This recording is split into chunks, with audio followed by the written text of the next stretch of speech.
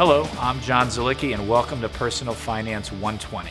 Information for managing your financial life in about 2 minutes. A budget is an essential tool that shows us where our money's going every month, and that's critical if we're going to achieve our short and long-term financial goals. If you don't have one yet, or you'd like to know more about the process, check out our video on creating a budget, as well as a how-to article on the process by visiting our website, cambridgecredit.org. Unfortunately, there are events in life that can challenge even the best budget. An accident that leaves you with thousands of dollars in medical bills, the death of a spouse, the loss of your job, or even just the loss of access to overtime hours at work.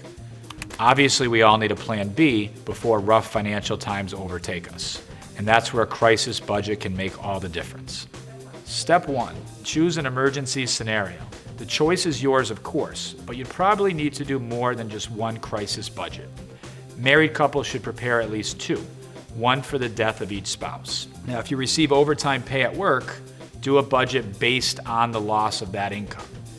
Any scenario in which the household's income would be significantly reduced can be the basis for a crisis budget. Step 2, reevaluate your financial goals in light of the scenario you've chosen. Now, you may discover that they've been altered significantly. For example, if your short-term goal had been to purchase a new car in 6 months, a significant loss of income may make that goal irrelevant. Similarly, a new long-term goal may be to determine whether the surviving spouse can afford to keep the current home. Step 3, estimate the impact of the scenario you've chosen on each line item in your budget. And we've assumed that income will be changing, but what will happen to each expense? Will utility use be less, food costs, debt payments, savings? What expenses would you voluntarily reduce in such an emergency? Step 4, identify any new sources of income. Again, this depends on the scenario you've chosen.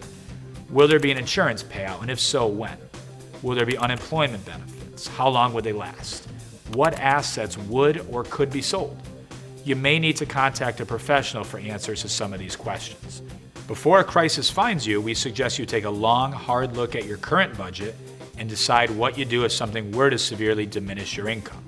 You'll sleep better knowing you're prepared.